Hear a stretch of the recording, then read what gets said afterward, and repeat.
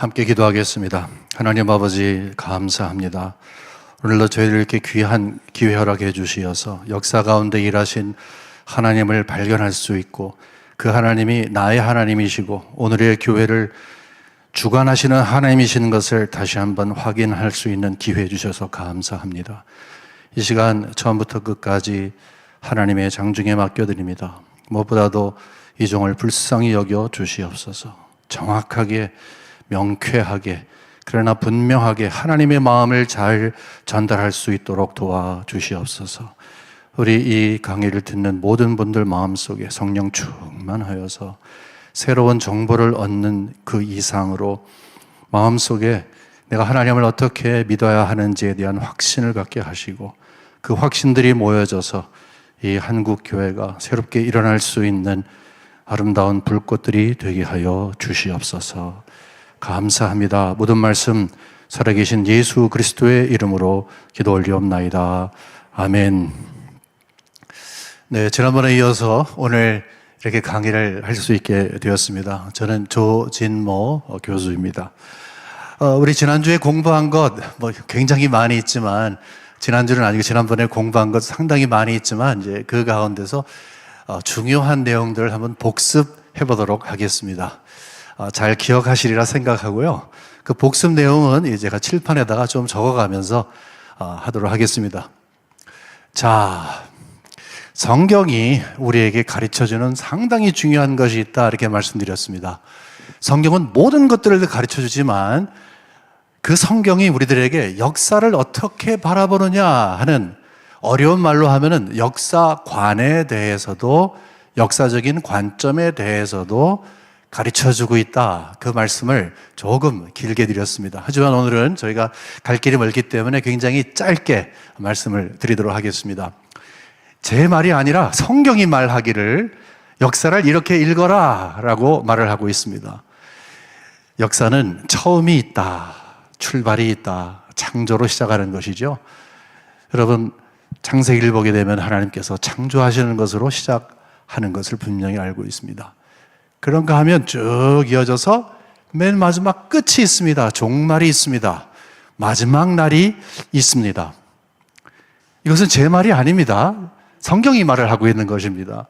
근데 마지막 날에는 예수님께서 오시고 이제 새하늘과 새 땅으로 우리를 인도하신다 이렇게 말씀하고 있습니다. 그런데 성경은 여기서 중단되질 않습니다. 성경은 처음이 있는가 하면 또 끝이 있는데 반드시 방향이 있다고, 여기에 있는 화살표가 그냥 있는 게 아니라 방향을 향하고 있다 이렇게 말씀드렸습니다. 근데 그 방향 가운데 상당히 중심되는 것이 있다. 이것도 역시 성경이 말씀하기를 이 모든 역사의 중심에는 바로 예수 그리스도의 십자가 사건이 있다 이렇게 말을 하고 있습니다. 요 전에 사건을 우리는 구약이라고 볼 수가 있습니다. 구약, 그 다음에 여기는 이제 신약 시대라 이렇게 볼 수가 있습니다. 아마 많이 들으셨을 거예요. 새로운 것도 아니고. 그런데 구약은 어떤 기능이 있는가? 앞으로 오실 예수님에 대한 말씀을 하고 있다. 그러면 신약은 어떤 것인가? 이미 오신 예수님과 앞으로 오실 예수님에 대한 말씀을 하고 있다. 결국 성경이 우리에게 이야기하고 있는 핵심은 무엇인가? 왜 예수 그리스도가 이 중심에 있는 것인가? 예수가 누구이기 때문에 그런가? 우리가 무엇을 성경을 통해서 배우면서 역사를 바라보는가? 그 내용의 중심은 바로 구속에 있다 그랬습니다. 구속. 기억하실 것입니다. 구속에 있다. 영어로 redemption. 그리고 우리가 역사를 배우니까 구속 역사. 그래서 성경은 전체적으로 보게 되면은 구속 역사에 대한 것이다. 조금 더 구체적으로 보면 예수 그리스도를 중심한 구속 역사에 대한 것이다. 이렇게 얘기를 했습니다. 우리가 이거 하나만 배워도 상당히 큰 것을 배우죠. 우리가 이 내용을 갖고 구약을 읽거나 신약을 읽거나 나아가서 신약 시대에 여기 중단되는 요 한 1세기에 우리가 정경이 끝난 다음에 지속되고 있는 초대교회, 중세교회, 천년, 그 다음에 16세기, 17세기에 이어지는 종교개혁, 그리고 지금까지 이어지고 있는 근현대교회, 모든 교회 역사를 바라볼 때에 굉장히 중요한 것은 절대로 성경이 이야기하고 있는 구속 역사와 떨어질 수가 없다. 그 안에 들어가 있다. 교회 역사는 따로 노는 것이 아니다. 이렇게 말씀을 드렸습니다. 제가 장시간 동안 이렇게 말씀드리는 것은 이 내용이 성경 전체를 보는 것뿐만이 아니라 지난주 우리가 공부한 것 그리고 오늘 공부할 내용에 어떤 관점을 가지고 바라보는가에 대한 궁금증을 해소해 주기 때문에 그렇습니다.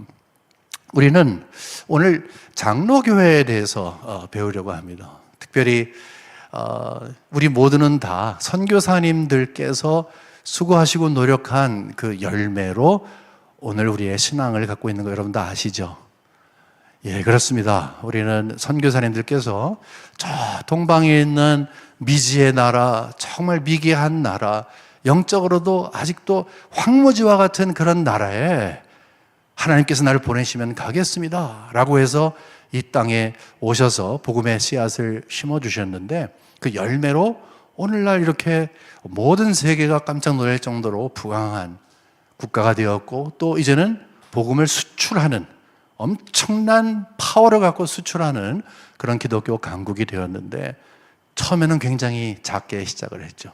지금 우리가 역사관이라고 하는 것은 아까 말씀드린 것처럼 이렇게 처음서부터 끝까지 하나님께서 그리스도를 중심해서 이끌어 가신다고 했을 때 우리 한국 교회를 바라볼 때에도 초대교회, 중세교회, 그 다음에 종교개혁을 지나서 근현대교회에 와서 선교사님들 우리 한국 땅에 오시는 모든 과정 그리고 우리 한국을 통해서 정말 세계 곳곳에 모든 방언과 모든 민족에게 복음이 전해지는 또 그 다음에 그분들이 복음을 또 숙성시키고 또 다른 곳에 전하는 이 모든 것들은 과정이다. 우리 한국교회의 교회 역사를 과정 속의 하나로 보는데 그것은 하나님께서 하나님의 나라를 확장해 나가시는 그 과정 속에서 우리 한국교회를 바라봐야 된다. 그런 의미에서 무슨 선교사님들에 대한 감사한 마음도 있지만 우리가 하나님께서 우리 한국교회를 얼마나 사랑하시는지 또 기대가 많으시는지 우리가 함께 볼 수가 있습니다. 제가 여기에서 여기에서 한국 교회의 특징이라고 한다면 사실은 우리가 서구 교회와 다른 점이 있다면 서구 교회는 기독교가 시작된 곳이죠. 아주 큰 그림을 그리겠습니다. 뭐 거기에도 뭐 예루살렘부터 시작해갖고서 막 확장이 되고 이렇게 했습니다. 그 다음에 그것이 유럽으로 건너가 가지고서 뭐 오랜 세월 동안 기독교 역사가 있어 왔습니다. 근데 그것이 우리 한국으로 이제 수출이 된 거죠. 우리는 수입을 한 것입니다. 그러니까 외국에서 있었던 우리 한국 땅이 출발점이 아니라 다른 곳에서 출발된 그 기독교가 우리에게 왔다는 거예요. 요 과정. 그런데 적어도 우리 한국교회 왔을 때는 여기에 선교사님들을 통해서 복음의 씨앗이 심겨졌다. 근데 이 선교사님들이 어떤 분이냐에 대한 질문을 갖는 것은 너무 당연한 일이죠. 어떤 분이냐? 그러니까 우리 정체성을 찾기 위해서는 우리 뿌리를 찾아야 되잖아요. 근데 그 뿌리를 찾다 보게 되면 이분들이라고 하는 답이 나오게 됩니다. 많은 분들이 수고하셨습니다만은 저희들은 특별히 맨 처음 1901년도에 평양신학교가 세워졌는데 그리고 1907년도 그러니까 6년 있다가 첫 번째 학생들이 졸업을 하게 되는데 그리고 바로 그때 첫 노회가 있게 되는데 장로교회를 말씀드립니다. 그 평양신학교의 신학이 과연 어떠한 신학을 갖고 있느냐 그 가운데서도 이 성경관이 어떤 것인가 하는 것을 우리가 관심을 가져보도록 하겠습니다. 사실 선교사님들이 엄청나게 수가 많으시고 또 종류도 굉장히 다양하고 종류라는 것은 신학적인 성향과 또 가르치신 내용과 어떤 분은 잠시 왔다 가시고 어떤 분은 길게 계시고 어떤 분은 가르치시고, 어떤 분은 노방전도에 중점을 두시고, 어떤 분은 의사가 되시고, 어떤 분은 선생님이 되시고 굉장히 많잖아요. 그 가운데서 좀 집중해서 우리 한국교회의 첫 번째 신학교였던 평양신학교, 그리고 그것이 장로교 신학교였는데, 거기에 성경관을 배우게 되면 우리 여러분 모두가 다 궁금해 갖고 계시는 그 성경 수호를 어떻게 할 것인가 하는 것과의 분명한 연관성을 우리가 지닐 수가 있습니다. 그래서 조금 우리가 다 공부하면 좋습니다만 이 짧은 시간에 좀 축소해서 이 평양신학교의 첫 번째 어떤 성경관을 지니고 있었는가 하는 것에 대한 관심을 가지려고 합니다.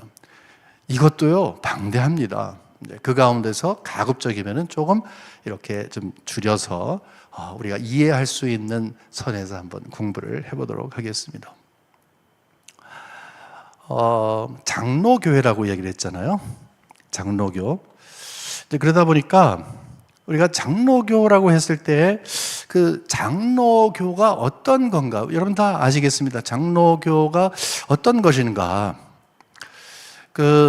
원래 침례교는 장로님들이 계시지 않아야 됩니다.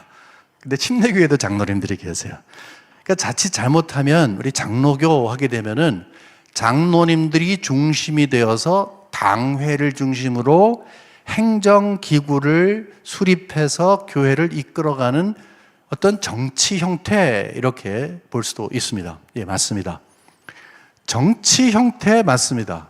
이 정치라고 하는 것은 갑자기 이거 뭐 정치 이야기한데 그 나쁜 의미가 아니고 어떻게 교회가 구성이 되느냐. 다시 말해서 여기 회중들이 이렇게 했을 때 대표자들을 세워서 이제 교회를 이끌어갈 수 있도록 하겠구만. 여기 장로님들을 세워서 이끌어가겠구만.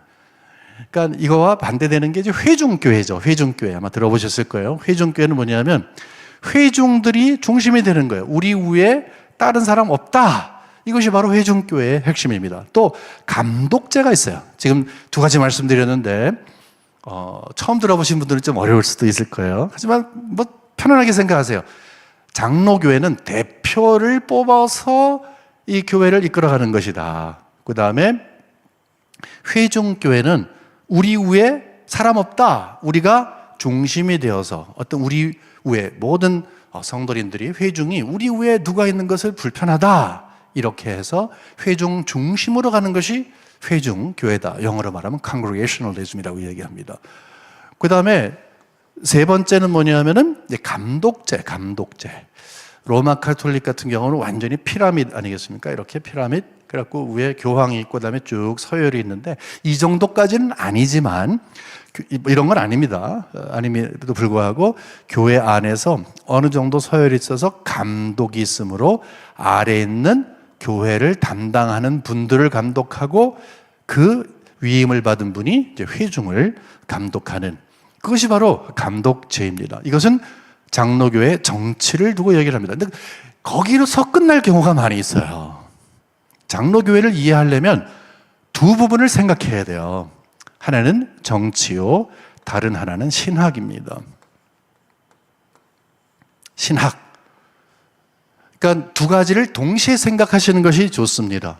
장로교의 특징은 무엇입니까? 장로교회적인 정치와 신학을 가지고 있습니다. 이렇게 말씀하는 것이 옳은 것이라 생각을 합니다. 그럼 우리의 질문은 어떤 신학인데? 라고 하는 질문을 아무래도 갖게 되겠죠.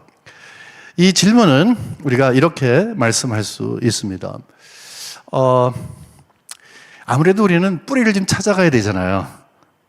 자, 어디서부터 뿌리를 가질까? 아까 좀 전에 말씀드린 것처럼 이렇게 반복하면 성경이 말하는 역사는 이런 식으로 진행이 됩니다. 처음이 있고 끝이 있고 방향성이 있습니다.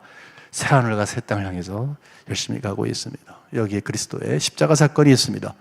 그 다음에 여기에 1세기가 끝나고 성경의 정경이 끝난 다음에 초대교회, 중세교회, 그 다음에 종교개혁, 그 다음에 이 근현대가 이렇게 이어지고 있는데 우리는 어디 있는지 모르겠어요. 예수님이 언제 오실지 몰라요. 하지만 이렇게 이어지는 상황 가운데에서 장로교회가 언제서부터 출발이 되었는가? 장로교회가 그러니까 하나님께서 장로교회 선교사님들을 통해서 평양신학교를 세우시고 우리 한국교회를 축복하셔서 이 세계에서 가장 장로교회가 흥황한, 사실은요, 저는요, 어렸을 때 세상에 장로교회만 있는 줄 알았어요.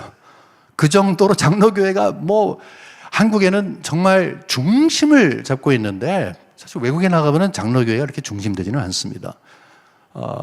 근데 이게 어디서부터 오게 되는 것인가?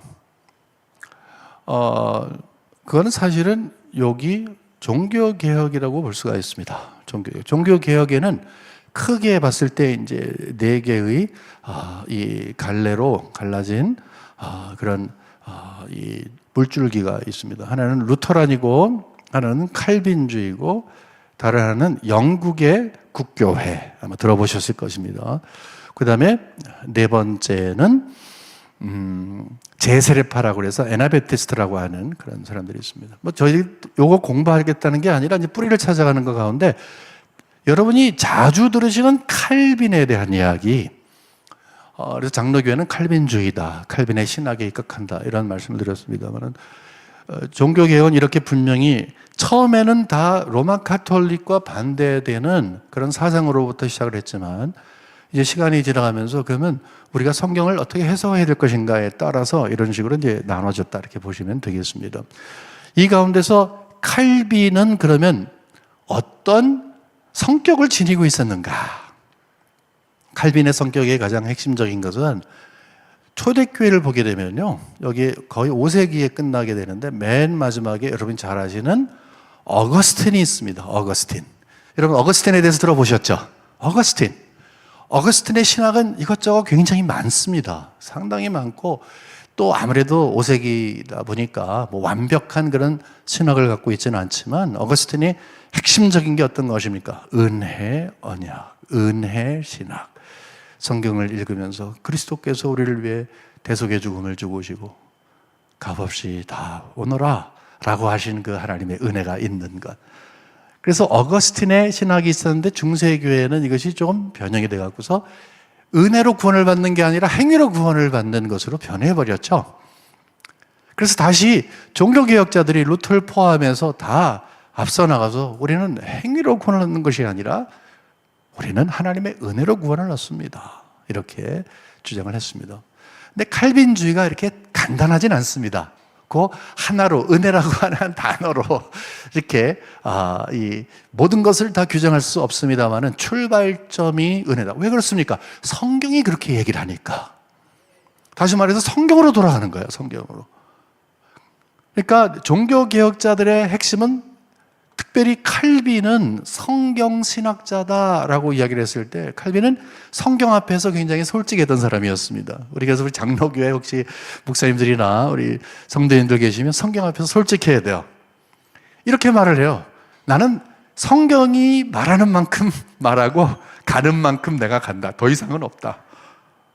나한테 더 한다고 이렇게 생각하지도 말고 나는 성경이 말하는 만큼 이야기를 한다.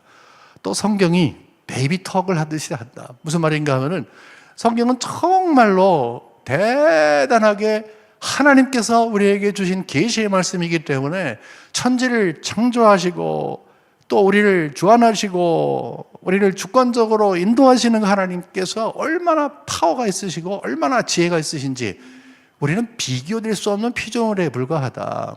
근데 주께서 창조물된 우리에게 말씀을 주시면서 계시를 하실 때에는 우리가 알아들을 정도로 말씀을 주셨다. 저도 이제 손주가 생겼습니다만은, 손주랑 이야기할 때 그 애기 방글방글 웃을 때 인생이 어떠니? 뭐 이렇게 말하지 않잖아요. 그냥 오르르 꽂고 뭐 하나 먹으면 그냥 막 자지러지고 뭐.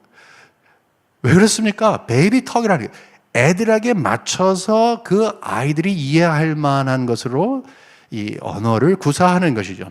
성경이라는 것은 그렇습니다. 하나님의 무한한 지혜를 우리가 알아들을 수 있을 정도의 수준으로 우리에게 주신 것이 하나님의 말씀이에요. 하지만 그 말씀을 우리에게 줬다고 해서 하나님은 이만하신데 우리는 요만큼, 그게 아니라는 거죠. 성경에 충족성이 있어요. 성경은 우리에게 믿음과 우리의 삶과 우리가 살아가는 모든 것에 필요한 모든 것들을 담을 정도의 것들을 우리에게 주신 것이죠. 여러분 아멘 하시죠? 예, 맞습니다. 그래서 성경으로 돌아가는 것이다. 다 근데 성경으로 돌아가잖아요. 다, 모두가 다. 심지어는 이단도 성경을 제시합니다. 한 가지 차이점이 있다면 성경을 출발점으로 삼고 무엇보다도 정말 다른 것이 있다면 성경을 우리에게 주신 하나님이 어떤 분인가를 생각하는, 그러니까 성경을 문서로 보고 문자로만 보는 것이 아니라 그 하나님에 대한 믿음이 어떤 것인가에 따라서 성경이 달리 보인다는 것이죠. 그런 의미에서 봤을 때 출발점을 성경으로 합니다라고 하는 것은 하나님이 창조주 하나님이시고 구원 역사 가운데서 우리를 모두 예수 믿는 자들을 구원할 분이기 때문에 그 구원의 길을 우리에게 주시기 위해서 구원 역사를 우리에게 그리스도를 중심으로 주시기 위해서 우리에게 우리의 이해할 수 있는 수준으로 주신 것이 바로 성경이다. 그런 출발점을 삼는 것입니다. 그냥 성경책이 아니라, 물론 성경책 자체가 우리에게 계시로 주신 것이고 성령을 통해서 주신 것이기 때문에 그 자체로서도 지니고 있는 권위가 있지만 우리는 성경을 볼 때마다 성경을 주신 하나님에 대한 믿음이 나에게 있느냐, 이것이 항상 점검되어야 됩니다. 근데 칼빈은 그것을 정확하게 했다는 것이죠. 근데 여러분 놀라지 마세요. 이 칼빈에게 아주 귀한 제자가 있었습니다. 아이고, 칼빈에게 귀한 제자가 한 분이 있었습니다. 그 당시에 칼빈에게는 많은 제자가 있었는데 그 중에 한 분이 존 녹스라고 하는 분, 영어로 낙스라고 얘기도 하는데 존 낙스라고 하는 분이 있었습니다.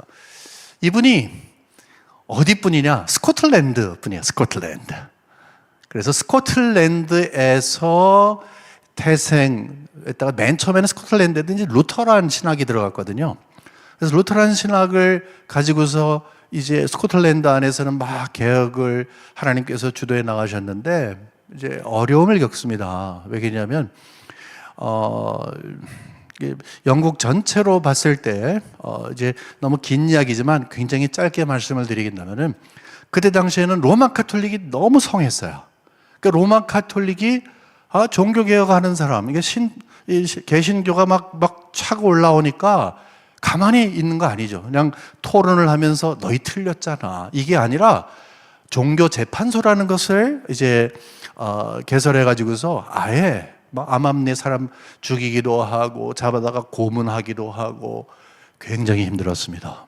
종교 개혁이 시작하면서 마치 초대교회의 출발점에서 많은 성도님들이 수세기 동안 어려웠고 카타콤에 들어가야 됐고 그다음에 순교의 잔을 마셔야 됐던 그런 위치와 마찬가지로 종교개혁이 시작이 된 다음에 중세시대에 없었던 어려움이 다시 시작을 한 것이죠. 근데 그럼에도 불구하고 이거다라고 생각을 했던 분들이 계십니다. 그 중에 한 사람이 존 낙스예요. 쫓겨났어요. 유럽으로 갔습니다. 처음에 독일에 갔다가 그 다음에 존 캘빈이 사역을 한 곳이 스위스의 저 남쪽에 있는 제네바라고 하는 것이거든요. 요즘은 뭐 관광지로 굉장히 유명한데 그리고 평화의 그 모습을 갖고서 왜 빨간 데다가 하얀 십자가 있는 거 있잖아요. 바로 그 스위스. 북쪽에 되면은 이제 독일어를 쓰는 곳이지만 이제 남쪽에 가면은 프랑스랑 가까우니까 이제 프랑스 말을 쓰죠. 원래 칼빈은 프랑스 사람이지만 이제 그 제네바에서 사역을 하기 시작을 합니다. 그런데 낙스가 막 다니다가 독일에 있다가 그 다음에 이 제네바에 오게 됩니다. 여기 와가지고서 상당히 중요한 경험을 하게 됩니다. 그래 당시에 맨 처음에는 굉장히 힘들었어요. 칼빈도 뭐 쫓겨나기도 합니다. 칼빈 선생님도 쫓겨나.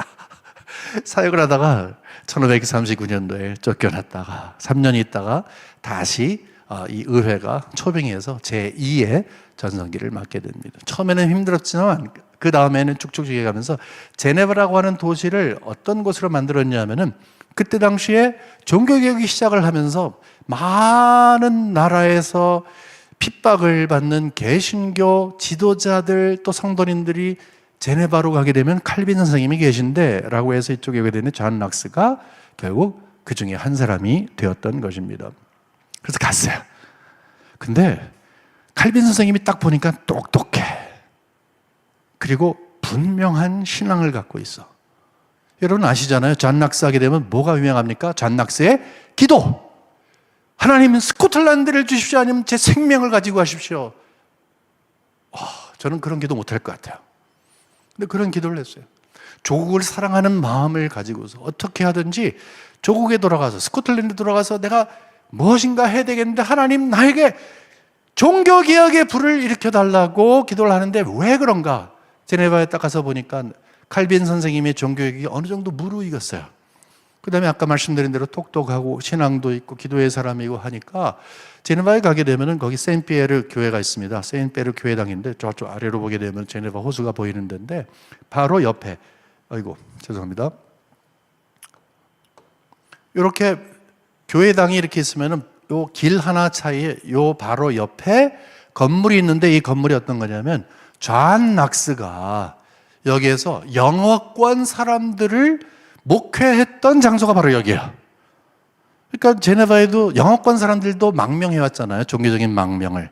그 사람들을 위해서 여기에서 글쎄 목회자로서 일을 시켰습니다. 상의를 하고 바라보고 꿈을 꾸기 시작을 했어요.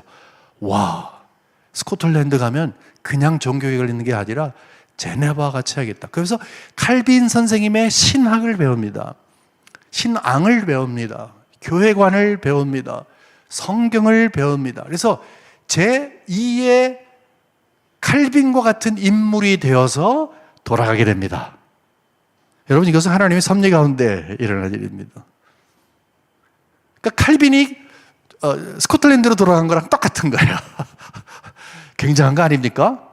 모르겠습니다. 저는 굉장하다고 생각합니다. 딱 들어갔는데 그때가 바로 1559년도예요. 1559년도에는 칼빈 선생님께서 기독교 강요를 제일 처음에 1536년도에 초판을 낸 다음에 개정한 다음에 최종판을 낸 게 1559년. 다시 말해서 상당히 신학적으로 목회적으로 무르익었을 때 하나님께서는 그 열정과 실력과 또 비전을 하나님께서 칼빈에게 주셨던 것을 녹서에게 주시고 이걸 갖고 스코틀랜드로 가게 됩니다. 자, 그래서 그 다음에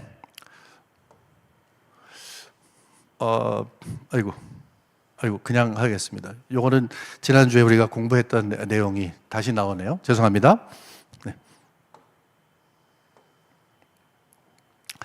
그 다음에 돌아가게 되는데 놀라운 일이 벌어지기 시작을 합니다. 딱 들어갔는데 처음엔 귀족들을 설득하고 지도자들을 설득하는데 그때 당시에 그것이 쉽지 않았어요. 왜 그렇습니까? 스코틀랜드는 오랫동안 프랑스하고 굉장히 가까웠기 때문에 프랑스는 굉장히 로마 카톨릭의 강국아니에요. 그 가까운 환경 때문에 로마 카톨릭이 꽉 잡고 있었어요. 꽉 잡고 있었어요. 그때 당시에 여왕도 로마 카톨릭을 추구했던 그런 사람이었습니다. 자, 근데 하나님께서 이분에게 놀라운 은혜를 주십니다. 나는 교회 개혁을 해야 되겠다. 여러분, 그래서 만들어진 것이 바로 장로교회입니다. 1559년도에 맨 처음에 들어갔는데 1560년도에 첫 총회를 하게 됩니다. 첫 총회를 하게 됩니다. 이렇게 해서 시작을 하게 됐습니다. 이게 여러분 가운데 지난주에 제가 공부할 때 제 사명 중에 하나가 역사에 대한 관심이 없는 분은 역사에 대한 관심을 갖고 이게 제 사명 중에 하나고 또 역사를 좋아하시는 분이 있으면은 교회 역사 쪽으로 끌어들이는 게 제 사명이고 또 교회 역사를 잘 아시고 또 재미있어 하시는 분들에게는 공감대를 형성한다고 그랬잖아요. 여기에서 공감대가 형성이 되는 거예요. 왜 그런가 하면 역사 공부의 가장 핵심은 역사의 주인이신 하나님이 어떤 분이냐 하는 거예요. 이렇게 시작이 된 것이, 이렇게 장로교회가 시작이 된 것이 결국은 나중에 미국으로 건너가게 되죠. 미국으로. 근데 단순히 스코틀랜드에서만 건너간 것은 아니고 아일랜드라고 하는 곳에서도 건너갑니다. 우리 영국을 보게 되면은 이렇게 아일랜드가 있고 스코틀랜드가 있고 잉글랜드가 이렇게 있잖아요. 눈사람 같이 보이네요, 근데. 예. 제가 글씨도 잘 못 쓰고 그림도 못 그립니다. 예. 원래 글씨 못 쓰는 사람이 공부도 못 하는데 제가 그 과에 속한 것 같습니다. 네. 그림을 아무리 잘 그리려고 해도. 자, 이게 바로 그 영국 대제국이죠. 이렇게 보게 되면.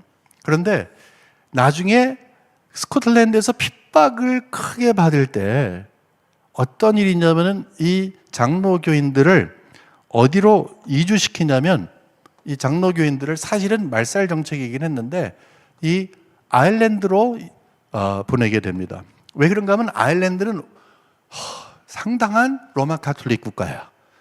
근데 거기에서 요 북쪽 요쪽에 엄청나게 많은 장로교의 이 성도님들이 신앙을 순수하게 지켰습니다.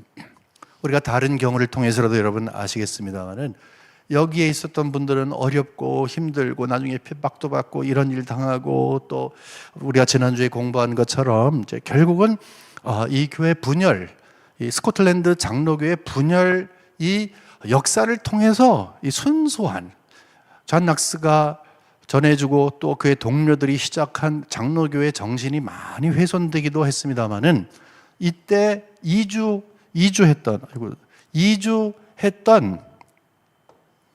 죄송합니다. 이게 제가 이거를 여기 와서 배웠기 때문에 네, 오케이. 이주했던 이 아일랜드의 장로교회 순수한 분들, 이 분들이 결국은 미국에 와서 핵심을 갖게 됩니다. 그 장로교회 가운데서도 미국의 장로교회의 핵심이 누구냐라고 이야기한다면 물론 스코틀랜드에서 오신 분도 있지만 더 핵심이 되는 것은 거기에서 힘들고 어려운 척박한 곳, 아일랜드 북쪽 굉장히 살기 힘든 곳이거든요.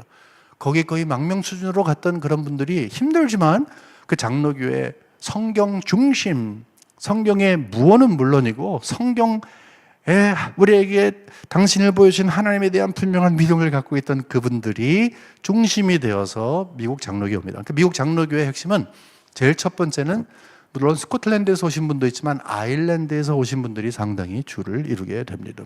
그러니까 순수한 신앙을 지켰다 이렇게 볼 수가 있는 것이죠.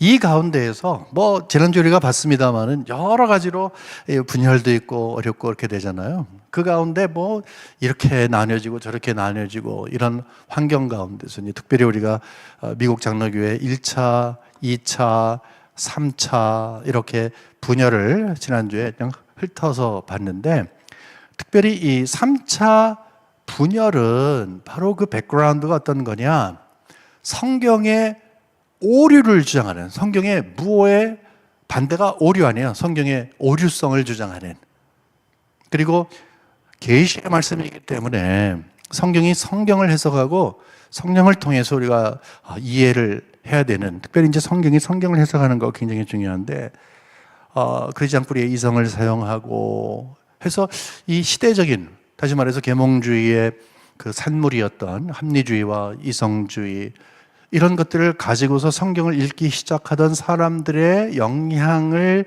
받은 것이 결국 제3차 이 분열의 핵심이라고 했는데, 우리가 굉장히 관심을 둬야 할 것이 뭐냐면은 이 전쟁입니다, 여러분. 이 전쟁이에요. 성경관 이 싸움은 전쟁이에요. 영적 전쟁도 가장 치열한 전쟁이에요. 그래서 뺏기면 안 되는 거예요. 이것이 치열하게 막 진행되고 있을 그때에 하나님께서 선교사님들을 한국에 보내십니다. 그리고 질문을 갖는 거예요. 그때 당시에 장로교회는 쉽게 말해서 성경을 하나님의 온전한 무오한 하나님의 말씀으로 보는 사람도 있고, 그 다음에 오류를 인정하고 성경 비평하기 그 전부터 들어와갖고 자유주의가 범람하지 않았습니까? 이 가운데서 우리 한국교회로 들어온, 이렇게 보게 되면은 이제 우리가 여기가 영국, 스코틀랜드, 이제 아일랜드라고 하면은 여기를 이제 미국이라고 한다면 여기에서 수입된 우리 한국으로, 이게 한국입니다. 한국으로 수입된 이 복음, 이것은 장로교회는 과연 어떤 것입니까? 라는 그런 질문을 갖게 되죠. 우리가 그걸 잘 이해할 때 우리 장로교의 뿌리에 대한 정체성을 잘 이해하는 것이 되겠죠. 여러분 놀라지 마세요. 하나님께서는 비록 그때 당시에 정말로 흉흉한 파도와 같고 풍랑이 치는 것 같고 이 정말 성경에 대한 관점이 막 흔들리고 하는 그런 환경 가운데서 어거스틴이 이야기하고 존 칼빈이 이야기했던 우리에게, 그리고 물론 여기에서는 존 락스가 이야기한 순수한 성경관을 지닌 선교사님들이 제일 첫 번째 1901년도에 개교한 평양신학교의 책임을 지셨습니다. 여러분 놀라지 않으세요? 할렐루야. 너무너무 이것만 생각하면 다행이다라고 생각하지만 여러분, 다행인 것 이전에 하나님께 감사해야 되겠죠. 인간적으로 보면 다행이지만 그렇게 역사하신 하나님, 섬세하게 이 주도해 오신 하나님에 대한 감사한 마음이 이제 우리에게 있어야 하겠습니다. 이 큰 그림 안에서 처음에 오신 선교사님들에 대한 이 말씀을 잠깐 드리도록 하겠습니다. 우리 한국 장로교회는 네 군데에서 들어왔어요. 네 군데서. 이제 첫 번째는 북장로교, 미국의 북장로교에서 들어왔고요. 그 다음에 두 번째는 시간적으로 봤을 때는 호주 장로교에서 들어왔어요. 그 다음에 세 번째로 봤을 때는 남장로교에서 들어왔어요. 그 다음에 네 번째는 캐나다 장로교에서 들어왔어요. 이렇게 제가 그냥 대충 쓰지만 제가 말씀을 하니까 여러분이 그렇게 이해하시기 바랍니다. 여러분 다 쓰지 않아도 괜찮죠? 괜찮습니다. 거기 끄떡끄떡 하시니까 제가 안심하고 이렇게 쓰겠습니다. 네. 이런 식이 됐습니다. 1880년도에 이렇게 들어왔고 1890년도에 이렇게 들어왔습니다. 이 가운데서 맨 첫 번째 오신 분이 바로 이 그러니까 미국의 남과 북으로 나눴을 때 북장로교회.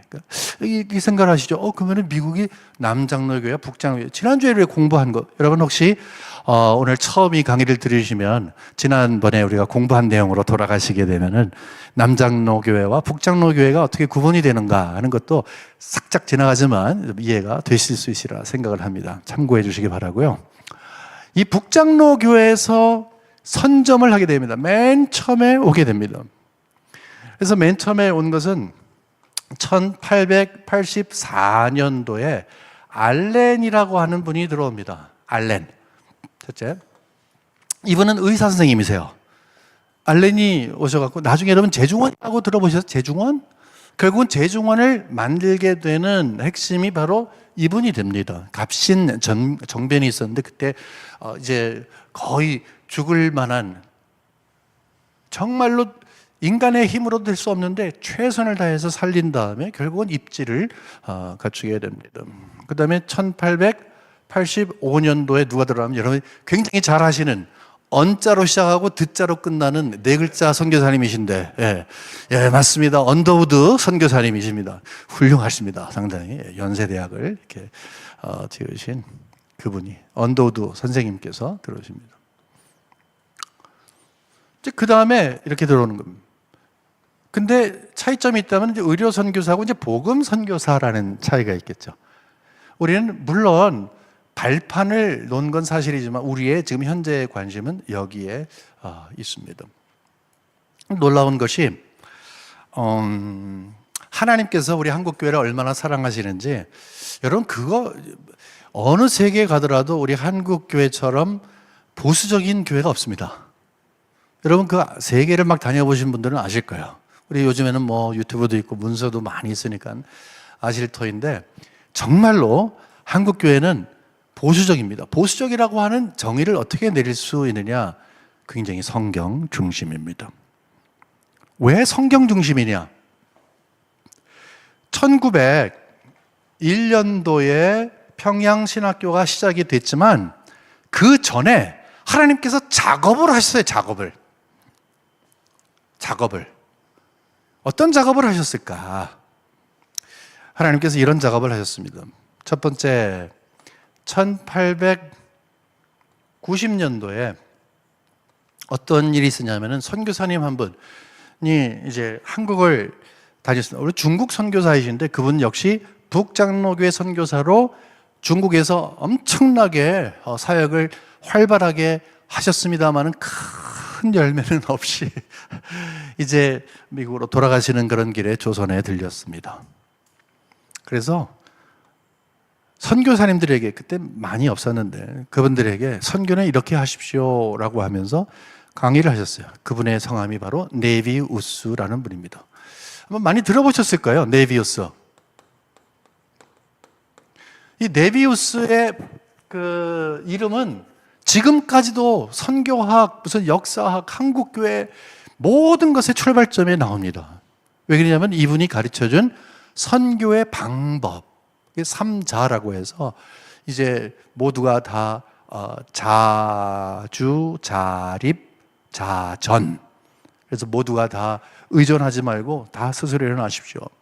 그리고 선교사님들이 가급적이면 이렇게 한 다음에 우리는 떠나야 됩니다. 그리고 이제 복음을 받았으니까 이제 여러분들이 전도하고 이제 선교하는 그런 교회로 있어야 됩니다. 이것을 삼자라고 얘기를 합니다. 근데 그것이 굉장히 중요한 일이지만 제가 개인적으로 봤을 때에는 그거보다 더 중요한 것을 하나 우리 한국 교회에 남겨주셨습니다. 그게 뭐냐면은 여러분, 교회는 성경 중심이어야 됩니다. 그 말씀을 남겨줬어요. 성경을 가르치십시오. 성경을 가르치십시오. 성경을 설교하십시오. 성경 중심의 교회가 되십시오. 그걸 주신 거예요. 보통 네비우스 하게 되면 이분이 어떻게 선교할 것인가 하는 것을 보지만 이분이 우리에게 주신 그것, 바로 그것, 바로 성경 중심의 교회로. 그래서 옛날엔 부흥회 이전에 사경회라는 게 있었죠. 그리고 1907년에 우리가 부흥운동이 있었을 때 그 전에 역시 사경회를 통해서 말씀이 자체가 파워가 있으니까 성령께서 감동을 주셔서 사람들이 결국은 거기에서 어찌할꼬 하면서 주님께 돌아오는.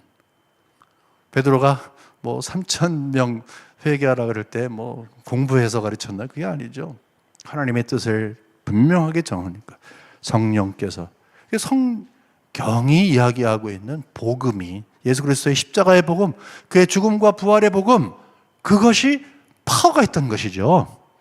그래서 이것을 상당히 중시하게 되었습니다.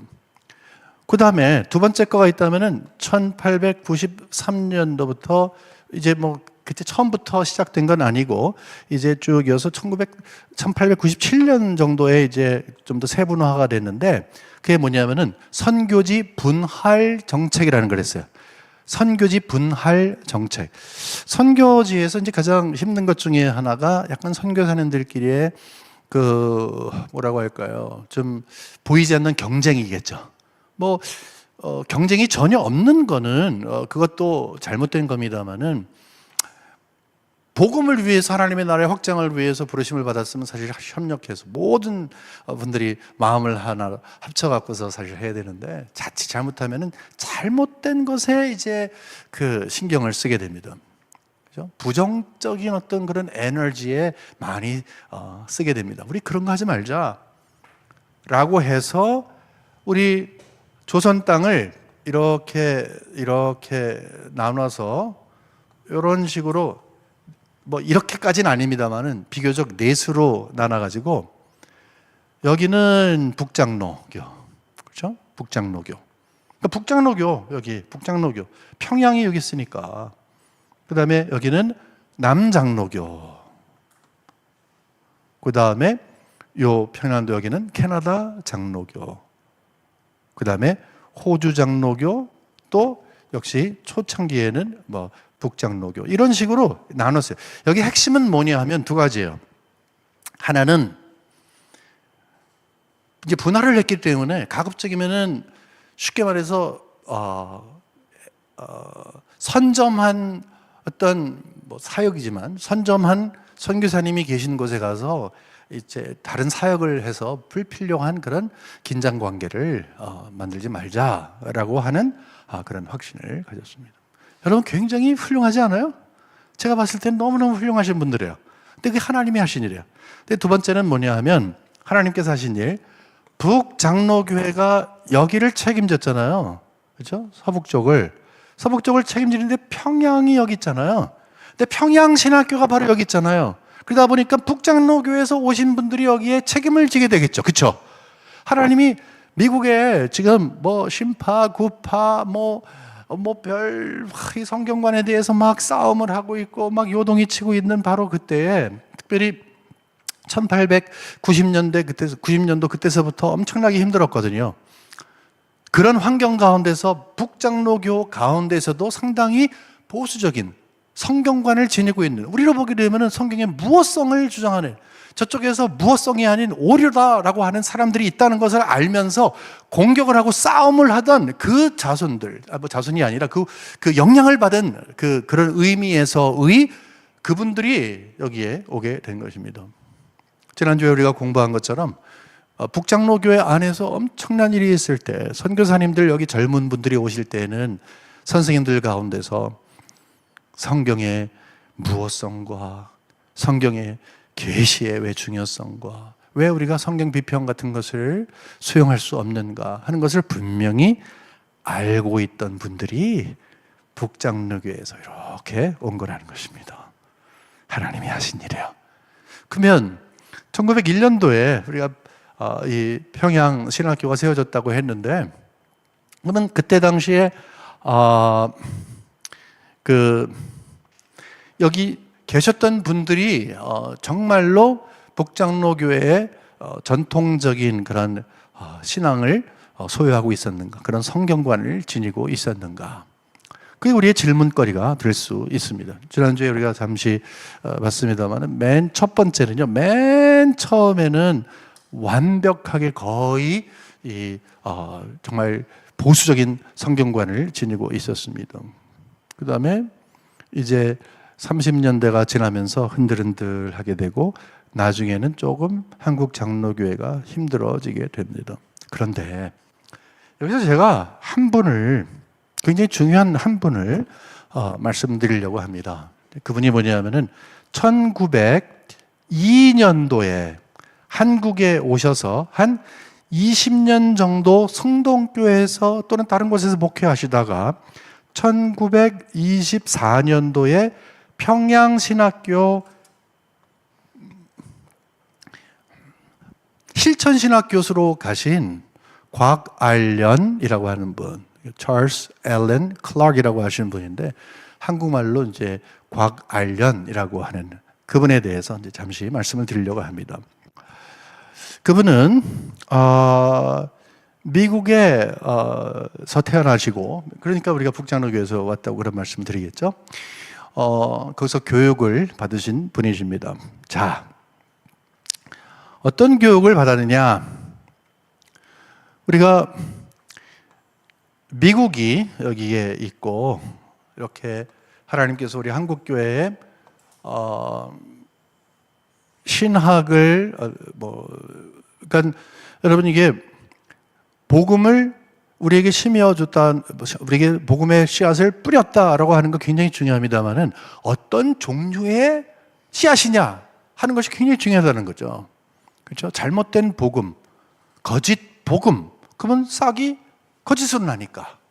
근데 적어도 여기 미국은 지금 혼란스러울 때에 하나님께서 보낸 놀라운 그 선교사님들의 성향 가운데서 맨 첫 번째 오신 이 북장로교회 초창기에 계신 분들은 미국식의 이 신학을 가지고 있었다, 이렇게 볼 수가 있습니다. 그게 뭐냐? 두 가지가 너무너무 아름답게 조화가 된 거예요. 보통 우리가 보수 이렇게 얘기를 했을 때 너무 보수를 주장하게 되면은 이제 소위 말하는 꼴통 보수가 되죠. 꼴통 보수가 됩니다. 그러니까 모든 것든지 다 이제 막 잣대를 대고, 저도 이 자라나면서 좀 엄격한 그런 가정에서 자랐거든요. 이제 그러다 보니까 어렸을 때 고등학교 때까지 주일날 돈 쓰면 안 되고 TV 보면 안 되고 뭐 그런 거 있었어요. 공부를 하지 말라 그러니까 너무 좋죠. 공부하기 싫은데. 근데 월요일 날이 시험 있는 날이면 죽음이죠. 당일치기를 해야 되는데 그걸 못 하니까. 그 왜 그런가? 이제 한국 교회는 성경을 상당히 문자적으로 읽은 그런 경우가 상당히 많았습니다. 굉장히 근본적인 어떤 그런 요소가 있었는데 지금 지나고 나니까 그런 것이 참 귀하다라는 생각을 다시 한번 하게 됩니다만은 그럼에도 불구하고 이제 자칫 잘못하면 교리 하다 보니까 뭐가 빠지게 됩니까? 결국 교회의 사명이 어떤 것인가? 여러분, 교회의 사명은 영혼을 구원하는 거예요. 그리스도께 인도하는 거예요. 나는 좋은 곳 가는데 당신도 같이 가야지 라고 하는 거예요. 그게 핵심이에요. 그러면 교회가 우리에게 신앙의 선배들이 정말 힘들게 전해준 분명한 교리를 우리가 다 지니고 있는 것이 중요하냐? 네, 중요합니다.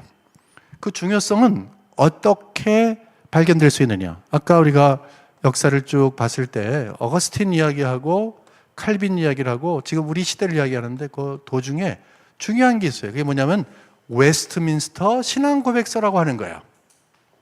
웨스트민스터 신앙고백서는 성경에 있는 내용을 너무너무 잘 요약해 놓은 것입니다. 이 고백서가 성경은 아니에요. 하지만 우리가 이만한 거 너무나 방대하고 읽기에 어려운 그런 책을 누가 잘 정리해 놓았으면, 그것도 주제별로 정리해 놨을 때는 쉽게 얘기하고 도리어 우리로 보면 성경을 더 잘 이해할 수 있도록 도움을 주는, 그것뿐만이 아니라 우리 장로교는 무엇을 믿느냐라고 했을 때 이것을 믿어야 된다, 이거다 라고 하는 것을 가장 잘 정리한 것은 바로 이 웨스트민스터 신앙 고백서입니다. 이게 장로교의 가장 기본적인 교리예요. 그렇죠? 이 교리라고 하는 그 자체는 성경으로부터 우리에게 유추한 것인 것을 자칫 잘못 알아서 교리가 중요하지 않다는 것이 아닙니다만은 교리만큼 더 중요한 것은 무엇입니까? 왜 교리가 잘 정리가 되고 잘 보존이 돼야 됩니까? 어떤 목적으로? 영혼 구원을 위해서. 자칫 잘못하면 교리 거기서 끝나버리면 안 된다는 것이죠. 우리가 결국은 복음을 심어주게 될 때 제대로 된 교리를 가르치기 위해서, 근데 가르칠 사람이 없어. 그럼 어떡하는 거야? 무용지물이죠. 무용지물이면 안 되잖아요. 그렇기 때문에 항상 두 가지는 같이 가야 되는 거야. 좋은 교리를 선배님들이 우리에게 준 웨스트민스터 신앙고백서는 물론이고 우리 선배님들이 우리에게 전해준 좋은 아름다운 교리를 우리가 지키고 또 보존하고 계승하되, 그러면서 왜 우리가 교회가 이 땅에 존재하는 것에 대해서 분명히 알고 나는 누구로 존재할 때 가장 하나님이 기뻐하실까라는 것을 생각을 할 때에 나는 역시 복음을 전하는 사명이 있습니다. 우리 교회는 복음을 전하는 사명이 있습니다. 이것을 이제 깨닫는 그러한 일이 되겠죠. 근데 놀라운 것은 이 막 어렵고 그럴 때에 남장로교에서 오신 분 가운데 특별히 곽알련이라고 한 분은 이 두 가지가 아름답게 조화가 됐어요. 다시 말해서 좋은 전통, 어떤 성경관을 지니고 있는가라고 했을 때 정말 성경 하나님의 말씀입니다, 오류가 없습니다라고 하는 분명한 이 관점과 함께 하나님의 말씀이 우리에게 주어진 것은 정말로 주관은 영혼을 구원하기 위한 것입니다 라고 하는 이 두 가지가 함께 온 거예요. 여러분, 가정을 해보세요. 선교사님들이 오셨는데 영혼 구원에 대한 열정이 없어. 그러면은 평양신학교에서 그냥 지금까지 한국은 완전히 신학하는 그런 교회가 되겠죠. 하지만 여러분 놀라지 마십시오. 우리 한국 교회는 맨 처음 1907년도에 부흥운동이 있었던 그 평양 부흥운동이 있었던 그때 같은 해에 첫 번 노예가 있었거든요. 그 다음에 한 10년 정도, 아니 한 3년 정도 있다가 이렇게 또 총회가 있었거든요. 근데 맨 첫 번째부터 놀라운 것은 맨 첫 번째부터 선교에 대한 열정을 가지고 있었다는 거예요. 선교사님들이 모범을 보였습니다만 이곳저곳을 다니면서 실질적으로 뭐 마차가, 물론 그때 마차 타고 다녔던 분도 계시지만 때로는 발이 부르트는, 왜 그런가 하면은 어떻게 산을 넘을 때 다리로 걸어야죠, 당연히. 정말로 이 땅에 와서 땀을 흘리고 피를 흘리신 그분들이 남겨준 발자국을 통해서, 발자취를 통해서 복음이 전달이 된, 그걸 보고 배운 거예요. 나중에 눈을 뜨고 나니까 저분들은 누군데 우리한테 와서 이런 걸 줬지? 그 가운데 자전이라고 있었잖아요. 3자 가운데. 너희들이 복음을 받았으니까 이제 복음을 전해야 된다. 물론 선교적인 마인드로 뭐 만주로 가기도 하고 이계풍 목사님은 제주도에 가기도 했습니다만은 일단은 전도의 열정을 하나님께서 강렬하게 해주셔서 한국교회가 바꾼 거예요. 그러나 그냥 무조건 전도 불불이 아니라는 거죠. 말씀에 근거해서. 그러니까 조화가 엄청나게 잘 됐다는 것이죠. 그래서 과관련 선교사님은 찰스 알렌 클라크 그 선교사님은 오시기 전에 이제 맥코믹이라고 하는 신학교에 있었습니다. 맥코믹, 여기 시카고에 가게 되면은 한번 기회가 있으시면 여러분 꼭 시카고에 들리실 때, 뭐 지금은 상당히 적용화 많이 됐습니다만은 맥코믹 링컨 파크라고 하는 곳에 있는데 거기에 맥코믹이라는 신학교가 있었어요. 한국 교회사를 조금 읽어보신 분들은 맥코믹 신학교 이게 많이 들어보셨을 거예요. 근데 맥코믹 신학교의 특징을 한마디로 말씀드리면 이거예요. 지난주에 우리가 잠시 본 것처럼 구파와 신파, again. 만일에 지금 이 구파와 신파에 대해서 잘 모르시면 지난번 강의로 돌아가시면 좋고요. 이 구파와 신파가 나눠져서 갈등을 하고 있을 때에 구파의 장점, 이것은 뭡니까? 전통, 성경관. 근데 이 정말로 모든 것의 기초가 되는 성경을 기초로 해서 신파가 강조했던 복음 역사, 구령 사역, 실천적인 영역, 부흥 운동, 이런 것들을 같이 소유하되, 이것이 어려운 말입니다만은 확장된 정통이라고 하는 것으로 표현이 돼요. 확장된 정통. 그러니까 정통이 없어진 게 아니죠. 두 가지가 똑같이 50-50이 아니라 이렇게 되어 있는 거예요. 다시 말해서 구파적인 요소, 우리가 보게 되면은 정통성, 성경의 무어라든지 이런 그 하나님의 주권이라든지 어떻게 하든지 인간적인 이성이나 이런 것들을 거부하는, 이것이 이렇게 있고, 그 다음에 신파적인 요소, 이게 이렇게 된 것이 아니라 이렇게 누워 있는 거예요. 누워서. 이것이 기초가 되고 그 위에, 그러니까 구파적인 게 기초가 되고 신파적인 게 위에 같이 있는 거예요. 이게 합쳐져 가지고서 확장된 정통, 그러니까 정통이긴 하지만 그것이 확장이 되었다라고 하는 그런 의미를 가지고 여기 오게 됩니다. 헤릭 잔슨이라고 하는 교수님이 설교를 가르쳤어요. 근데 그 선생님은 1884년도부터 이 맥코믹 신학교에서 이제 교수 생활을 하는데, 놀라운 것은 이 맥코믹 신학교가 위험했어요. 처음부터. 특별히 1890년대부터 자유주의가 들어오고 성경 비평학이 들어오고 성경의 무어를 거부하는 교수들이 하나 둘씩 들어오기 시작을 하는데, 이렇게 들어오기 시작을 하는데 1884년도부터 이 과관련 선교사님의 스승이었던 선생님, 영향을 받았던 선생님이 이때서부터 교수 생활을 시작하세요. 근데 이분은 아까 말씀드린 바로 이런 맥락에서 신학을 분명히 갖고 있던 분이에요. 특별히 2년 전에는 총회장까지 하셨어요. 그때 당시에 총회장이면 상당하거든요. 그러니까 뭐 지휘적인 그런 것은 사실 한국 총회장과 좀 다릅니다. 그게 아니라 책임감으로 봤을 때 상당히 어려웠어요. 근데 그 현실 가운데서는 구파하고 신파하고 나눠서 자기네들의 것에 그 강조점을 가지고 주장하고 서로 긴장 관계가 이렇게 있으니까 이 가운데서 바로 말씀드린 것처럼 우리는 우리의 전통, 성경관을 중심으로 해서 구령 사업에 대해서 분명한 하나님의 부탁하신 내용을 잘 임무를 감행해야 된다라고 하는 요 조화, 이것을 알겠어 이분이 여기서 딱 갖고 있는 거예요. 어른이시잖아요. 총회장까지 했으니까. 그러니까 여기 1890년도에 와서 이제 뭐 스물스물 이렇게 들어온다 할지라도 이분이 딱 버티고 있으니까 들어오기가 쉽지는 않겠죠. 근데 과관련 선교사가 언제부터 공부하냐면 1800, 99년도부터 공부해요. 그러니까 비록 이게 역사를 보게 되면 이때도 무슨 뭐 성경에 뭐 오류 같은 거 주장하는 사람 들어왔잖아 라고 이야기를 할 수가 있습니다만은 제가 얘기할 것은 아닙니다.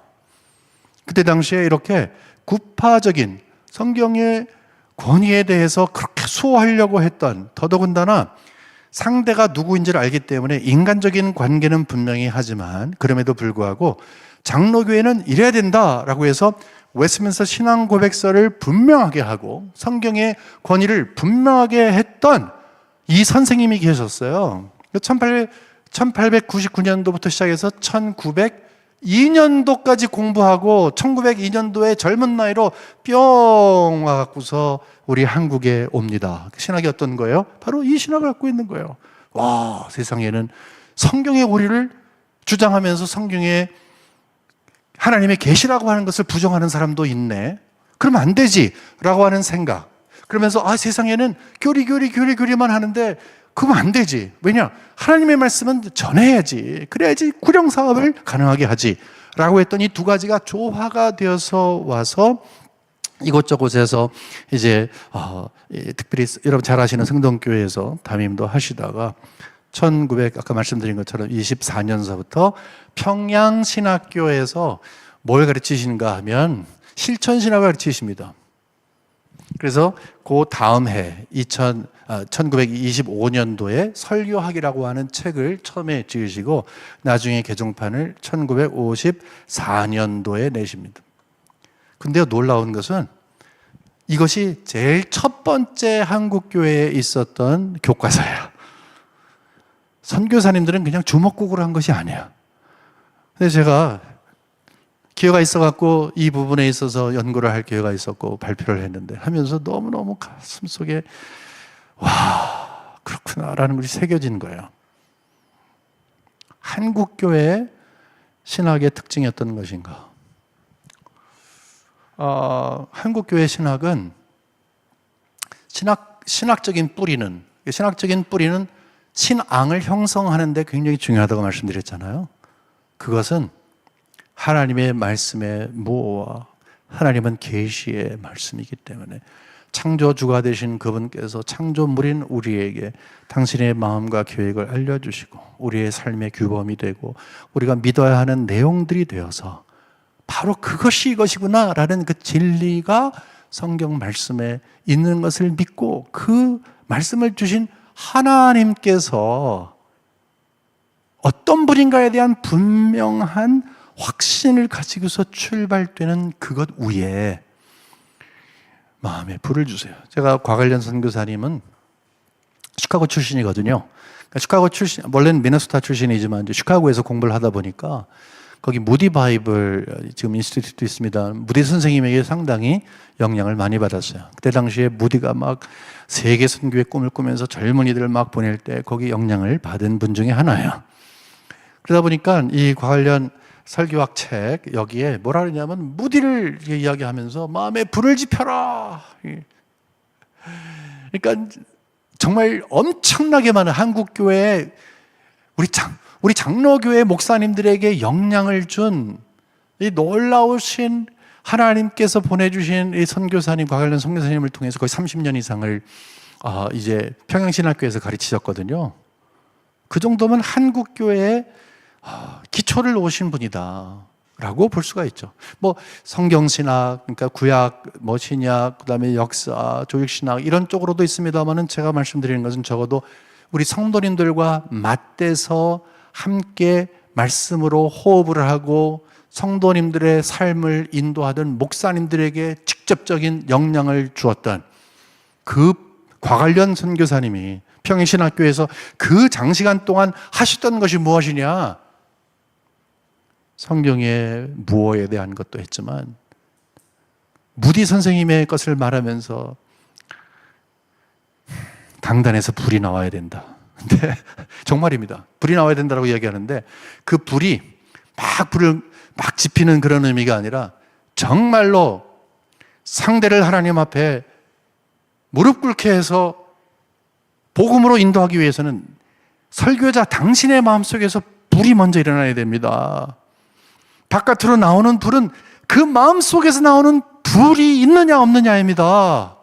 그리고 하나님의 말씀이 중심이 되어야 되고 본문이 중심이 되어야 되고 또 본문에서 나오는 청교도의 신학과 마찬가지로 신앙과 마찬가지로 또 설교와 마찬가지로 그 각 말씀의 그 본문 안에 있는 아주 중요한 교리적인 것, 이 교리가 막 딱딱하고 차가운 그런 교조주의가 아니라 하나님께서 무엇인가 하나를 딱 얘기하고 횡설수설하지 말고 중언부언하지 말고 딱 그거를 전해라. 만일에 거기에서 두 가지, 세 가지의 주제가 있으면은 두 번, 세 번 설교를 해라. 욕심 부리지 마라. 하지만 분명하게 내가 이야기하고 있는 게 뭔지를 알아서 하나님의 마음을 전하라. 근데 전할 때 불을 가지고 전해라. 그래서 한국교회가 이렇게 하나님의 말씀에 대해서 분명한 이해를 하고 또 거기에서 중심이 되어서 성경 중심적인 이런 아주 놀라운 보수성을 지니고 있으면서도 뜨거운 이유가 무엇이냐?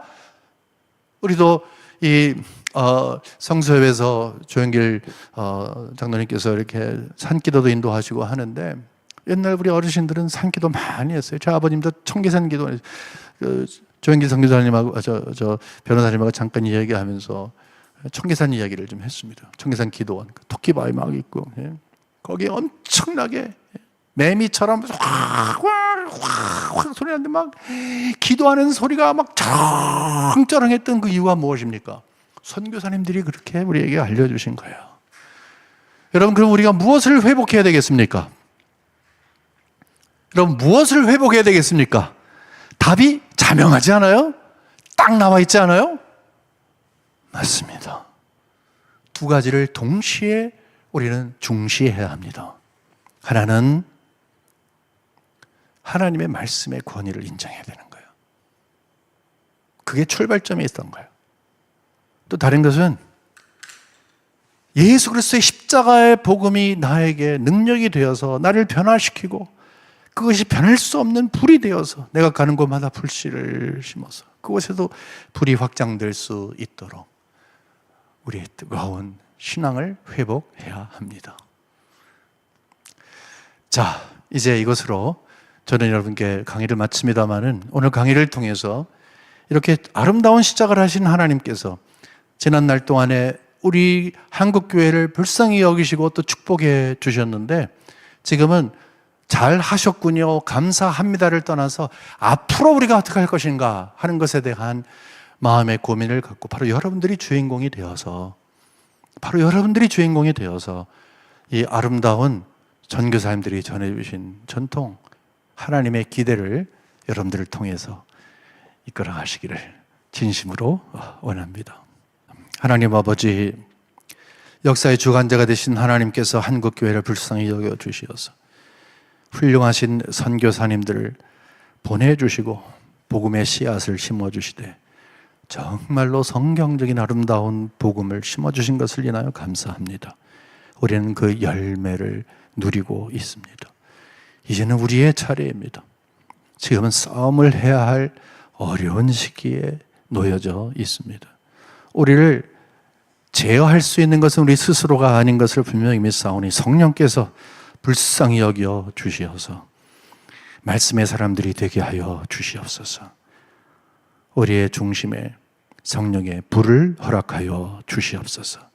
하나님 나라가 확장되고 있는데 구속 역사에 주인공들이 다 되게 하여 주시옵소서. 진심으로 감사하며 모든 말씀 살아계신 예수 그리스도의 이름으로 간절히 기도 올리옵나이다. 아멘. 조진모 교수님의 강의가 이제 끝났는데요. 우리에게 전해준 그런 그 신앙의 뿌리라고 표현하셨지만 또 신앙의 그 계보의 역사를 정말 이렇게 역사 저명한 또 역사 신학자의 관점에서 참 잘 설명해 주셔서 무엇보다도 성수협의 취지에 아주 충실했던 성경관에 관한 교회의 역사를 짧은 시간 안에 우리가 들을 수 있었습니다. 역사 신학을 하시는 분 입장에서 교회의 역사 속에 있었던 여러 가지 사건들을 설명할 때 정말 이렇게 기적적으로 보이는 그 사건들 앞에서 하나님이 하셨다라고 이렇게 과감하게 강의하고 진술할 수 있는 역사신학자는 의외로 굉장히 드뭅니다, 여러분. 역사신학에 있어서 많은 인본주의적 역사에 영향을 받아서 주어를 그리스도나 신비한 인간의 능력을 넘어서는 하나님을 주어로 해서 역사를 평가하는 고백을 할 때 절대 그 학문성이 없다고 거부당하는 오늘날의 그 역사신학의 현식이고 일반 역사뿐만 아니라 신학도 그렇습니다. 그럼에도 불구하고 역사신학을 이렇게 전공하신 그리고 또 권위 있는 교수님께서 하나님이 하셨다라고 진술하시는 부분을 들을 때마다 정말 제가 듣고 싶어 했던 역사신학 강의를 오늘 들을 수 있게 돼서 많이 감사했다 생각했습니다. 여러분, 우리에게 전해준 성경관의 뿌리가 지금 어거스틴까지 올라가고 있는데요. 사실은 그 어거스틴 이전에 또 아타나시우스가 있었고 터툴리안이 있었고 또 그로 또 더 올라가면은 이레니우스와 폴리캅을 만나게 되고 그 폴리캅 바로 위에는 사도들을 만나게 됩니다. 그래서 우리에게 전해준 이 성경관이 초대교회 우리 사도들을 통해서 전해준 예수님이 가졌던 그 성경관 그대로가 어거스틴까지 계승됐고 이것을 종교개혁기에 종교개혁자들이 다시 살려냈는데 그 중에서도 칼빈 선생님이 가장 충실하게 이것을 살려내셨으며 이것을 제네바에서 배웠던 존 녹스가 이것을 스코틀랜드에 또 아일랜드에 잘 전수했고 스코틀랜드와 아일랜드에 퍼졌던 이 장로교회 전통이 지금 세계 각국으로 퍼지면서 한국에 오신 이런 선교사님들은 네 곳에서 왔다. 장로교의 측면에서 보면 북장로교가 왔고 또 이어서 호주 장로교가 왔고 남장로교와 캐나다 장로교에서 왔는데 그 올 때에 그 나라의 신학교에서 성경 비평학이 확산되고 있던 시대에 한국에 왔던 선교사님들은 전부 성경을 오류 없는 하나님의 말씀으로 굳게 믿는 선교사님들이 집중적으로 초기에 와서 신학교를 세우고 한국의 목회자들을 교육시켜냈다라고 하는 부분을 우리 또 조진모 교수님께서 아주 너무 또 잘 설명을 좀 해주셨습니다. 특별히 한국에서 이렇게 성경을 중심으로 한 이런 신앙을 중심으로 선교가 일어나도록 할 때 그 네비우스라고 하는 선교사가 한국에 와서 결정적인 영향을 미쳤는데 그 중에서도 자립정책보다도 성경을 공부하고 성경을 설교하는 방법으로 전도하라, 선교하라 라고 하는 그 부분이 한국의 기초가 됐다라고 하는 부분도 아주 잘 말씀을 좀 해 주셨습니다. 특별히 그 한국 교회의 이런 성경에 충실한 그 교리, 웨스트민스터 신앙 고백 표준 문서의 중요성을 신학교에서 가르쳤을 뿐만 아니라 자칫하면 교리에 너무 중시한 나머지 성령께서 주시는 살아있는 감동과 전도 구령의 열정이 약해질 수 있는데, 곽안년이라고 하는 실천신학 교수님께서 특별히 성경관 확고할 뿐만 아니라 교리에 대한 확신도 탄탄하셨을 뿐만 아니라 한국교회에 뜨거운 그 구령의 설교자의 불의 열정까지도 남겨주셔서 한국교회는 이 강력한 말씀의 불을 사모하는 기도운동이 계속되면서 이것이 오늘날 이어지고 있고, 우리에게 심겨지고 계승되었던 이 정말 귀한 신앙의 전통을 오늘날 한국교회가 잘 이어받고 또 잘 이어서 이 믿음의 전쟁을 계속해야 할 시대적 사명이 있다는 말씀을 아주 짧은 시간이지만 너무 잘 설명을 좀 해주셨습니다. 여러분, 우리 조진모 교수님의 지난번 강의와 그 다음에 이번 주 강의를 한번 기회가 되시는 대로 다시 한번 잘 들어주시고, 이렇게 올바른 우리의 믿음이 예수님부터 시작해서 어떻게 오늘날까지 귀하게 이어지고 있는지, 그리고 지금 가장 중요한 것이 성경에 하나님의 오류없는 말씀이라고 굳게 믿는 그 믿음의 기초 위에 올바른 교리를 배우고 뜨거운 전도 열정에 헌신하며 그 말씀의 기초에서 기도하는 것이 참교회의 모습이고 참교회 성도들의 모습이다라고 하는 이 메시지를 우리 영혼에 잘 새기면 좋겠습니다. 오늘 잠깐 우리 함께 기도하면 좋겠던 것은요, 우리 조진모 교수님, 귀하신 강사님이십니다. 참 역사신학에서 이렇게 과감하게 신앙고백적인 올바른 성경관과 전도와 교리의 중요성을 말씀해 주시는 그런 교수님이자 또 실제 목사님이시기도 한데요. 이분 귀하십니다. 이분의 사역을 하나님께서 계속 동행해 주시고, 조만간 아마 또 한국교회사에 대한 귀한 저서도 아마 마무리해서 곧 출간하실 예정이라고 합니다. 또 출간되는 교회사에 관한 책들도 널리 읽혀져서 한국과 세계교회의 성도들이 올바른 교회관과 역사관과 성경관을 가지도록 하는데 도움이 되면 좋겠고, 또 오늘 계기로 해서 여러 곳에 한국과 세계교회를 잘 깨우고 올바른 믿음 위에 세우도록 하는데 우리 조진모 교사님 귀하게 사용하여 주시기를 바라는 의미에서 우리 한번 주여 한번 부르고 우리 교수님의 사역과 그 다음에 성경 믿는 믿음과 불같은 기도하는 신앙, 전도의 신앙 회복하는 한국교회, 세계교회 해달라고 우리 주여 한번 부르고 기도합니다. 주여 하나님, 오늘 여기 있는 말씀을 통해서 귀한 말씀 주시니 감사합니다. 아버지, 우리의 믿음이 이렇게 있는지 아버지 모르고 지낸 채 보내는 사람들이 얼마나 많은지 모릅니다. 오늘 조진모 교수님 통해서 한국교회에 심어주신 이 귀하신 이 믿음이 어떤 믿음인지 우리 믿음의 기보를 이렇게 잘 배울 수 있게 하여 주시니 감사합니다. 하나님, 전 세계의 교회들이 성경에 대한 믿음이 훼손되고 있던 시대에 한국교회에만 하나님 성경을 오류없는 하나님의 말씀으로 믿는 선교사들 보내주시고, 뜨겁게 하나님 구령의 열정, 전도의 열정으로 기도하며 전도하는 선교사들 이 땅에 보내주셔서 이렇게 한국교회가 이러한 선교사님을 통해서 가장 비결하고 순전한 하나님의 정말 생명력 있는 복음, 영생의 복음을 온전히 받아 전도하며 오늘날까지 이르는 것을 알게 하여 주시니 감사합니다.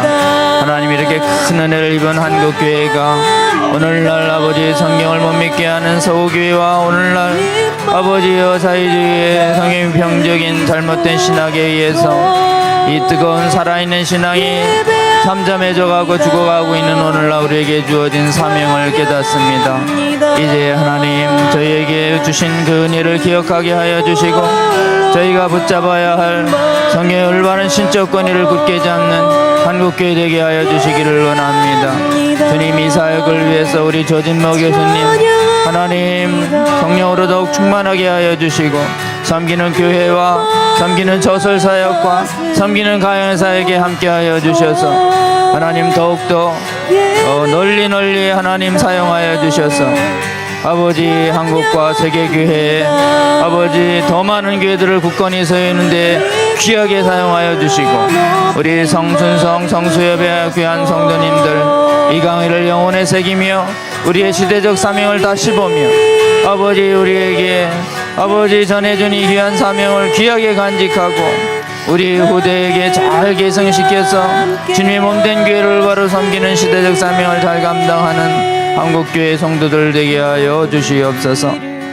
이 모든 말씀 우리 주님 예수님의 이름으로 기도하옵나이다. 아멘. 네, 다음 몇 가지 광고를 좀 드리겠습니다. 우리 성수협 강의 공유운동이 계속되고 있습니다. 이제 성수협도 2년 차에 접어들었습니다. 여러분 우리가 지금 성경의 신적 권위를 이렇게 느슨하게 잡을 때 또는 포기할 때 얼마나 곳곳에 신학 분과가 오염이 되고 또 이것이 신앙의 실제에 있어서 얼마나 심각한 문제가 되고 있는지 올바로 알아서 우리가 이제 돌이켜야 되고 또 경계해야 하는, 그래서 올바른 바른 신앙을 회복하는 운동 가야 합니다.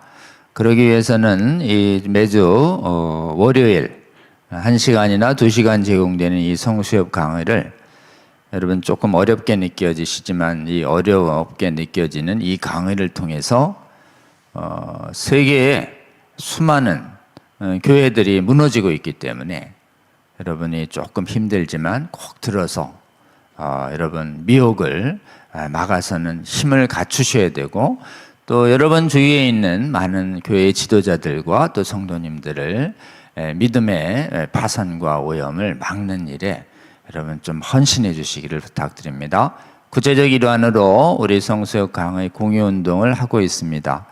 여러분이 섬기시는 교회 채널에 이 강의가 올라갈 수 있도록 기도해 주시고 또 교회 채널에 올릴 수 있는 분들에게 적극 권해 주셔서 채널 공유 운동이 일어날 수 있도록, 그래서 이 강의를 듣는 분들이 깨어나서 분별력을 가지고 기도하고 있다가 혹시 여러분 교회에 잘못된 신학의 메시지가 들어올 때 경계하고 쫓아내서 막아내서 양들의 영혼의 오염과 죽음을 막는 귀한 우리 교회를 수호하는 파수꾼의 사명을 다해 주시기를 부탁드립니다. 다음이요.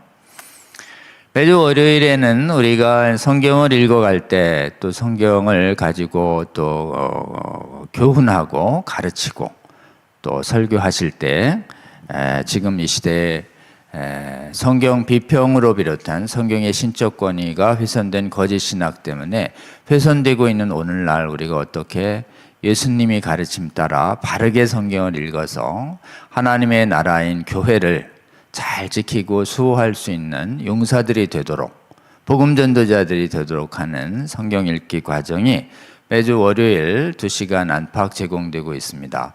오늘은 성경이 계시하는 하늘의 하나님의 왕국 수호 전쟁에 대해서 여러분하고 좀 나누려고 합니다.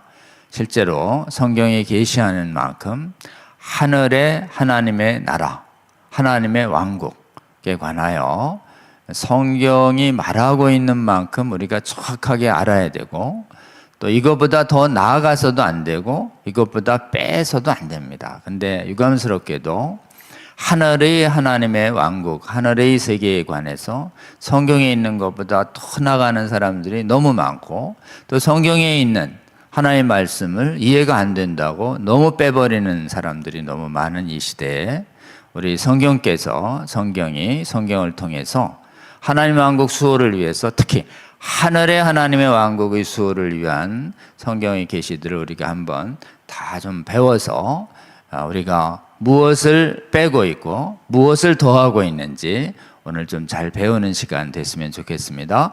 6시 반부터 시작하는데요. 여러분 함께 해주시면 좋겠습니다. 다음이요. 아까 우리 조진모 교수님 말씀하신 것처럼 우리가 기도해야 합니다. 기도 없이는 정말 이렇게 온전히 말씀을 증거하고 전도할 수 있는 힘이 생기지 않습니다. 그리고 특별히 성경의 신적 권위를 수호하는 이 긴 전쟁에서 반드시 해야 할 전쟁에서 우리가 승리하는 힘 얻는 것도 기도입니다. 우리 성수협에서는 지금 매주 목요일 8시 반에 지금 산기도를 하며 기도 제목을 우리 성수협방과 또 우리 하은산 기도방에 올려드리고 있습니다. 여건이 되시는 분들 꼭 오셔서 함께 한번 이 땅에 하나님의 나라가 임하도록 예수님이 모범을 보여주신 산기도 함께 하기를 원하고요. 그 다음에 혹시 형편이 어려우신 분들은 함께 올려드린 기도 제목 각처에서 형편껏 함께 기도해서 같은 기도의 제목으로 기도하는 분들이 한국과 세계 각처에서 일어날 때 하나님께서 응답하여 주셔서 성경 믿는 믿음을 회복하는 큰 은혜를 한국과 세계교회에 베푸실 거라고 저희는 믿습니다. 여러분 우리 하나님 나라 언약산 기도회라고 하는 하원산 기도회에도 함께 참여해 주시고요. 우리가 월요일에 제공한 성수협 강의와 그 다음에 전 밤에 제공하는 성순성 강의를 놓고 또 우리가 소그룹 나눔을 하면서 서로의 감동을 나누고 또 이것을 어떻게 확장시켜야 될지에 대한 소그룹 전도 훈련도 목요일 날 6시에 시작합니다. 형편이 되시는 분들은 이 자리에 오셔서 같이 또 받은 은혜를 나누면서 소그룹을 통해서 서로 격려받고 도전받고 은혜 받는 시간 됐으면 좋겠습니다. 다음이요. 다음번 강의를 이제 예고해 드리겠습니다. 다음번엔 또 우리 선교학 분야의 최고 권위자이신 우리 김학효 교수님 좀 모셨습니다. 우리 김학효 교수님은 우리 합신 제가 이렇게 다니고 있는 합신 신대원의 신대원 대학교의 바로 직전 총장님을 역임하신 분이십니다. 근데 무엇보다도 이 선교학 부분에 있어서 성경적 선교에 아주 충실한 좋은 교재도 쓰시고 또 성경에 충실한 선교학 강의를 계속 해오셔서 선교학 분야에서 성경의 신적 권위를 전제로 한 선교학을 잘 지키고 보존하는 믿음의 전쟁을 힘껏 해오시는 분입니다. 여러분 이 선교학 부분이 어디를 많이 오염시켰냐면 뭐 곳곳에 오염이 됐지만 지금 우리는 신구약학, 성경신학이 오염된 부분도 봤고 또 조직신학이 오염된 부분도 봤습니다. 그리고 최근에는 우리 역사신약 부분하고 그 다음에 설교학 부분이 오염된 것을 어떻게 회복할 것이냐에 대해서 봤는데요. 이번에는 2시간에 걸쳐서 선교학 부분에 있어서 얼마나 치열한 전쟁이 벌어지고 있는지에 관해서 우리 김학의 교수님 통해서 우리가 좀 듣기를 원합니다. 여러분 마귀가 여러 가지 실천 신학 중에서 가장 심각하게 오염되고 있는 부분 중에 하나가 이 선교학의 부분입니다. 그래서 성경 비평적인 선교학이 올 때 선교의 핵심인 복음을 통한 전도가 힘이 거의 파괴돼 버리는 희한한 선교학이 세계의 선교학을 주도하고 있습니다. 선교라고 하는 이름 하에 얼마나 비성경적인 선교 이론들과 선교 실무가 오늘날 우리 주위에 가까이 와 있는지 오늘 김학의 교수님 통해서 2시간에 걸쳐서 우리가 배우게 될 텐데요. 선교학의 변천과 위기라고 하는 특히 성경에서 멀어졌을 때 선교학이 얼마나 큰 위기에 있는지에 관해서 김학의 교수님이 직접 또 잘 설명해 주실 것입니다. 여러분 우리 김학의 교수님의 다음번 강의도 기대해 주시고 또 좋은 강의 하실 수 있도록 여러분 정말 이렇게 잘 동참해 주시면 좋겠고, 또 함께 시청해 주신 다음에 주위에 강의를 들으시면 주위에 있는 이 선교사님들에게 꼭 보내고 싶은 생각이 많이 들 가능성이 아주 높습니다. 이 강의도 잘 시청해 주시고 널리 권유해 주시기를 부탁을 드립니다. 다음이요. 네, 오늘 50회 우리 성수협 강의 조진모 교수님, 한국에 계승되고 한국에 보존되어 온 한국 장로교 신학교의 그 성경관의 역사에 대한 귀한 강의 지금까지 잘 들으신 여러분 감사드립니다. 기회가 되는 대로 널리 이 강의 공유해 주시면 좋겠습니다. 그러면 성수협 정기강론 시간은 이것으로 마치고 여러분 또 다음번에 뵙도록 하겠습니다. 여러분 고맙습니다.